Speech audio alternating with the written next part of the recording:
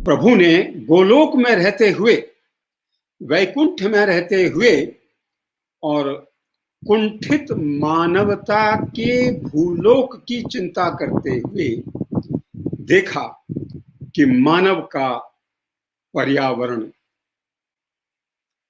आज क्षुब्ध है और वह पर्यावरण तभी क्षुब्ध होता है जब धारक धर्मों की ग्लानि होती है, जब वह कमजोर पड़ते हैं।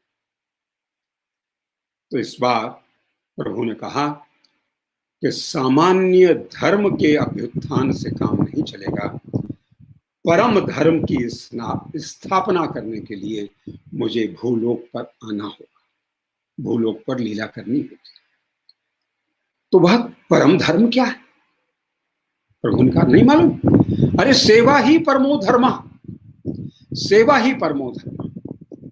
धर्म माने ऐसा मान लीजिए कि अपने जीवन के अस्तित्व को चलाने का एकमात्र साधन यदि कुछ है तो वह सेवा है।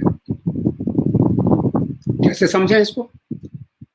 हम अपने जीवन को चलाने के लिए यदि अपने देह की, अपने मन की और अपनी आत्मा की हम सेवा न करें और प्रेम से सेवा न करें, यदि हम देह का हित ध्यान में रखते हुए आहार और विहार यदि मर्यादित न करेंगे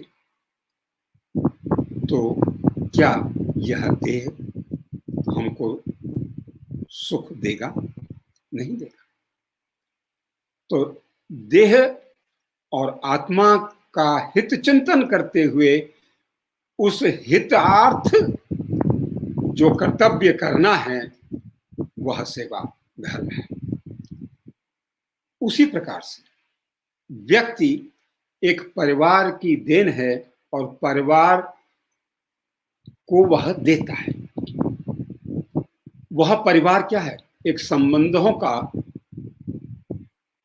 झुरमुट है, संबंधों का संगठन है और उसमें यदि हम परस्पर एक दूसरे का हित चिंतन करते हुए और सेवा न करें तो क्या वह परिवार टिकेगा? टिक नहीं सकता। उस परिवार को चलाने के लिए हमको संसाधनों की आवश्यकता होगी, अर्थ की आवश्यकता होगी, वृत्ति की आवश्यकता होगी, व्यापार की आवश्यकता। उसको चलाने के लिए, वृत्ति और व्यापार और व्यवसाय को चलाने के लिए सेवा के अतिरिक्त और क्या है? जो ग्राहक की सेवा कर लेगा और सेवा करके उसको प्रसन्न कर लेगा, उसकी व्यापारिक उन्नति को कोई नहीं रोक सकता। और यह समाज भी केवल सेवा के ऊपर आधारित है और जितना कुछ मानवीय व्यापार है वह सब यदि टिका है तो सेवा पर टिका है। इसीलिए श्री चैतन्य महाप्रभु की वह वाणी बड़ी सार्थक लगती है कि भक्ति बिना जगतिर नहीं अवस्थान। भक्ति अर्थात जिसका शाब्दिक अर्थ है सेवा, सर्विस, सेवा के बिना यह जगत टिकेगा नहीं। और यह बात हमारे अनुभव से सिद्ध है। तो प्रभु उस परम धर्म सेवा की स्थापना करने के लिए आज आकुल व्याकुल हैं। तो सेवा हेतु एक सेवा धाम में चलूं, सेवा धाम जहां सेवा का वातावरण हो, सेवा का पर्यावरण हो, वहां पर ही मैं सेवा रूपी परम धर्म को स्थापित कर पाऊंगा।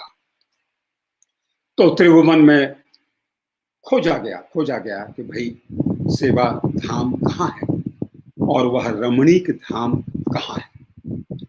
तो उन्होंने कहा कि प्रभु वह तो वृंदावन ही है, पशव्यम नव काननम।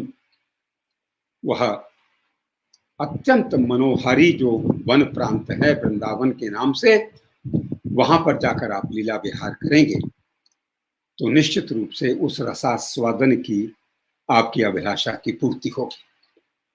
और कालिदास ने तो यह तक कह दिया है कि वृंदावने चैत्र रथादनु ने वृंदावन में जो उपवन हैं, जो बाग बगीचे हैं, वो देवताओं के चित्ररथ नामक उपवन को भी शोभा में लज्जित करते हैं। और सबसे बड़ी बात यह है कि धन्यम वृंदावनम तेन भक्ति नृत्य यत्र च, वृंदावन धन्य है जहां पर भक्ति महारानी अर्थात सेवा महारानी स्वयं नृत्य करती हैं। प्रभु को और क्या चाहिए था। आज वह पर्यावरण की रिकमेंडेशन की अनुशंसा मिली वृंदावन ब्रज के रूप में, जहां पर पहुंच के पुरुष पूर्ण होना चाहता था। अतः आने के पहले घोषणा की और ब्रह्मा जी ने क्षीर सागर के तट पे सुना कि वसुदेव गृहे साक्षात जनिष्यते पुरुषः परः। इस बार वसुदेव जी के यहाँ मथुरा में साक्षात परम पुरुष अवतार लेंगे।